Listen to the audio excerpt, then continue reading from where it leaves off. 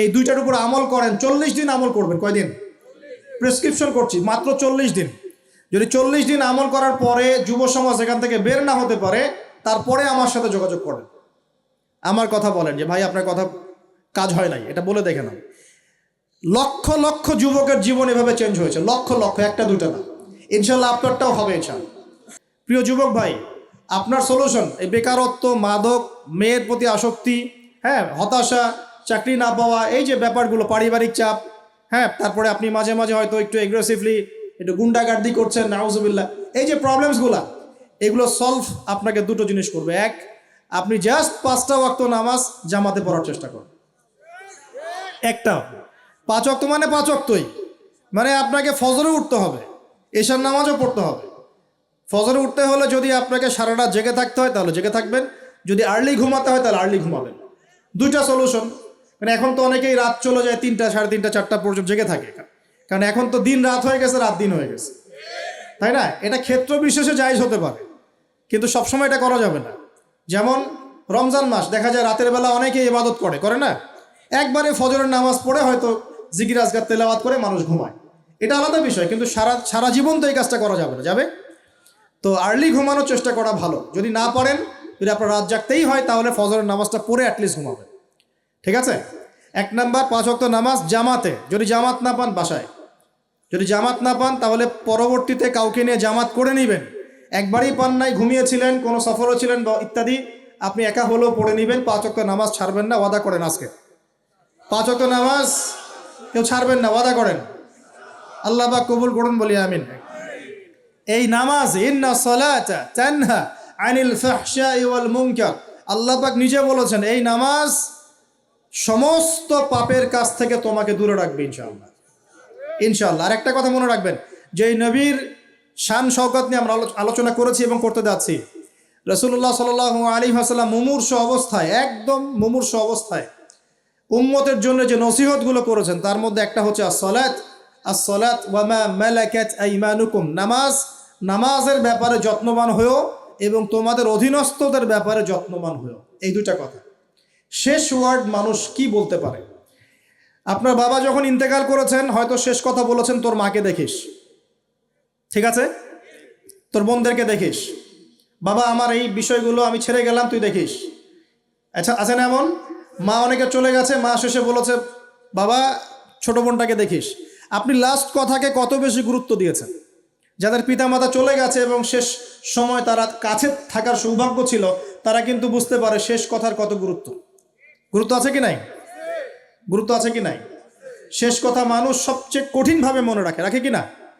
নবী সাল্লাল্লাহু আলাইহি ওয়াসাল্লাম আমাদের সবার নেতা, আমাদের নবী, আমাদের আদর্শ, আমাদের সবচেয়ে উসওয়াতুল হাসানা, যাকে আল্লাহ পাক এই পুরো রাহমাতুল লিল আলামিন হিসেবে সৃষ্টি করেছেন। উম্মতের সমস্ত কবিরা গুনাহগার মানুষের জন্য সুপারিশ করে আল্লাহর হুকুমে তাদেরকে জান্নাতে নিয়ে যাবে ইনশাআল্লাহ। সবাই যখন নিজেকে নিয়ে ব্যস্ত থাকবে, তিনি তখন উম্মতকে নিয়ে ব্যস্ত থাকবেন ইনশাআল্লাহ। একটা হাদিসে তিনি উম্মতকে ভাইও বলে সম্বোধন করেছেন। কাশ আমি যদি আমার ভাইদেরকে দেখতে পেতাম, হাদিসটা সহিহ, কাশ আমি যদি আমার ভাইদেরকে দেখতে পেতাম। সাহাবীরা বলছেন আমরা কি আপনার ভাই নই? নবীজি বলছেন না, তোমরা আমার সাহাবী। আমার ভাই তারা যারা আমার পরে আসবে, তোমাদের পরে আসবে, আমাকে না দেখেই ঈমান নিয়ে আসবে ইনশাআল্লাহ। এখানে কি আপন ভাই বোঝানো হচ্ছে? সেটা বোঝানো হচ্ছে না, এখানে বোঝানো হচ্ছে কাছের, আমার আত্মার সাথে সম্পর্ক ওদের। আমাকে না দেখেই তারা আমার প্রতি বিশ্বাস করবে ইনশাআল্লাহ। করবে কি না? আমরা কি দেখেছি নবীকে? এই মহান ব্যক্তিত্ব জীবনের শেষের দিকে আমাদেরকে নসিহত করেছেন, আসসালাত আসসালাত, নামাজ ধরে রাখো, নামাজ ধরে রাখো। বসেন। ওয়া মা মালাকাত আইমানুকুম, এবং তোমাদের অধীনস্থদের ব্যাপারে সতর্ক থাকো। অধীনস্থ মানে কি? অধীনস্থ মানে কি বলেন দেখি? আপনার স্ত্রী আপনার অধীনে থাকে? সন্তান সন্ততি অধীনে থাকে?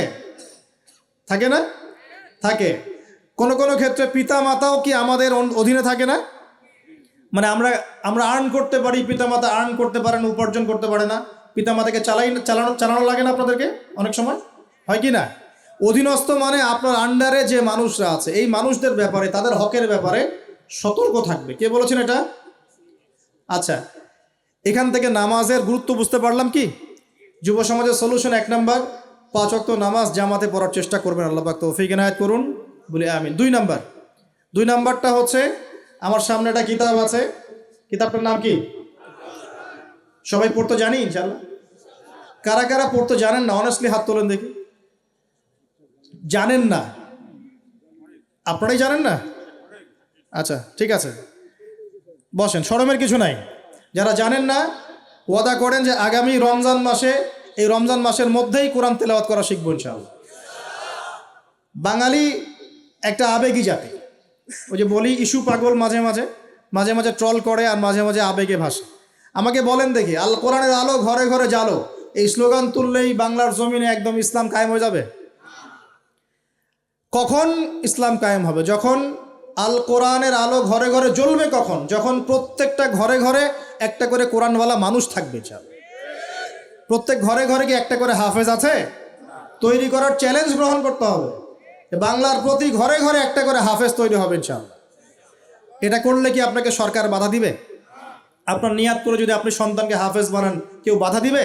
কেউ চাপ দিবে? আমরা তো চতুর মুসলিম। কেমন চতুর মুসলিম? আমরা আমাদের সন্তানদের মধ্যে যারা বেশি ট্যালেন্টেড ওদেরকে দিব আগে জেনারেল লাইনে, আর যার একটু মাথা কম তাকে আমরা পাঠায় দিই মাদ্রাসায়, পাঠায় দিয়ে যে আবাসিকে রেখে দিই, থাকতো এখানে, ওকে এখানে পিটাই সোজা করবে। আপনাদের কি মনে হয় যে কোরআন সুন্নাহর জ্ঞানটা অর্জন করার জন্য মাথায় ঘেলুর দরকার নাই? এমনটা মনে হয়? কোরআন এবং সুন্নাহর জ্ঞান অর্জন করতে সবচেয়ে বেশি প্রজ্ঞা লাগে, সবচেয়ে বেশি মাথা কাটাতে হয়, সবচেয়ে ট্যালেন্টেড ছেলেটাকে দেওয়া লাগতো কোরআন। আমরা উল্টা চলি। এই কারণে দেখা যায় যে কোরআন সুন্নাহ হাতে নিয়েও আমরা এখন ওয়ার্ল্ড অ্যাফেয়ার্সকে ডিল করতে পারছি না, আমরা ওয়ার্ল্ডকে চ্যালেঞ্জ করতে পারছি না। কেন? আল্লাহ রাব্বুল আলামিন আমাদের সবাইকে কোরআন শেখার তৌফিক দান করুন। আল কোরআনের আলো ঘরে ঘরে জ্বলবে তখনই যখন ইনশাআল্লাহ তাআলা আপনাদের প্রত্যেকের ঘরে একটা করে কোরআনওয়ালা মানুষ তৈরি হবে ইনশাআল্লাহ। পারা যাবে তো ইনশাআল্লাহ? নাকি কোরআন সুন্নাহ খালি আলেম ওলামাদের চর্চা করেই হবে? আপনাদের পড়ারও দরকার নাই, জানারও দরকার নাই, বোঝারও দরকার নাই। কোনটা? ব্যাপারটা কি এমন? কোরআন কি শুধু আল্লাহ পাক আলেমদের জন্য পাঠিয়েছেন, নাকি শুধু মুসলিমদের জন্য পাঠিয়েছেন, না পুরো মানব জাতির জন্য? পুরো মানব জাতির জন্য আল্লাহ কোরআন পাঠিয়েছেন। ওয়াদা করা যাবে ইনশাআল্লাহ? যুব সমাজ ইনশাআল্লাহ আমরা কোরআন তেলাওয়াত তো শিখবই, অর্থ বুঝবো ইনশাআল্লাহ। রাজি আছি ইনশাআল্লাহ? এই রমজান মাসে আল কোরআন 1 খতম দিবেন ইনশাআল্লাহ। প্রত্যেক দিন 1 পারা করে তেলাওয়াত করার চেষ্টা করবেন, আল্লাহ তৌফিক দান করুন বলিয়া। আর যারা আমরা তেলাওয়াত করতে পারি, আমরা চেষ্টা করব আলিফ লাম মিম থেকে একদম মিনাল জিন্নাতি ওয়ান নাস পর্যন্ত অর্থ সহ পড়ার জন্য। পারবো তো ইনশাআল্লাহ? আল্লাহ তৌফিক দান করুন বলি আমিন। যেটা বলছিলাম, আইয়ামে জাহিলিয়াতে এই প্রবলেমসগুলো ছিল, আপনাকে আমি আস্তে আস্তে এখন মেরাজের দিকে নিয়ে যাচ্ছি। আইয়ামে জাহিলিয়াতের প্রবলেমস কি বললাম? 1 নাম্বার কি ছিল ভাই? শিরকের পাপ। 2 নাম্বার বলেন আমার সাথে, রিবা মানে সুদ। 3 নাম্বার মাদক, যেটা আমাদের সমাজে আছে কি নাই? 4 নাম্বার হচ্ছে মেয়েদের অবমাননা। নারী জাতিকে সেখানে খুব একটা মূল্যায়ন করা হতো না। আপনাদের কি মনে হয় এখন খুব মূল্যায়ন করা হয়? হ্যাঁ, এখন খুব মূল্যায়ন করা হয় না? এখন মূল্যায়ন করা হয় ঠিকই, কিন্তু তাদের দেহটাকে কিসে মূল্যায়ন করা হয়? এই দেহটাকেই মূল্যায়ন করা হয়, তাদের ডিগনিটি, তাদের সম্মানকে মূল্যায়ন করা হচ্ছে না। আমরা কত বড় ভণ্ড দেখবেন, নারী অধিকারের কথা বলি কিন্তু পতিতালয়গুলোকে বন্ধ করি নাই। আমরা যদি সত্যি তাদেরকে ভালোবেসে থাকি, তারা যদি আমাদের সমাজের অংশ হয়, আমাদেরই কারো মা, কারো বোন, কারো আত্মীয় হয়ে থাকে, তাহলে আমরা কি আমাদের অর্থ দিয়ে তাদেরকে কর্মসংস্থানের ব্যবস্থা করে দিতে পারতাম না? কয়জন এই কাজটা করেছে? কয়জন এই কাজটা করেছে বা করার হিম্মত দেখাচ্ছে? ওদেরকে রেখেও দিবে, তাদেরকে ভোগও করবে, করে আবার ওদের অধিকারের আন্দোলনও করবে। কত বড় ভণ্ড জাতি চিন্তা করবে।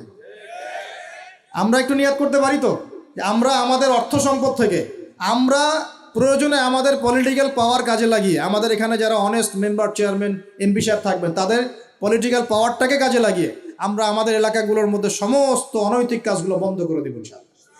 এবং ওই আমরা ভালো কোনো কর্মসংস্থানের ব্যবস্থা করে দিব। দেখবেন কোনোদিনও শেষের ছাই এই পথে পা বাড়াবে না ইনশাআল্লাহ। কোনো মেয়ের কি এই কাজ করতে ভালো লাগে আপনার মনে হয়?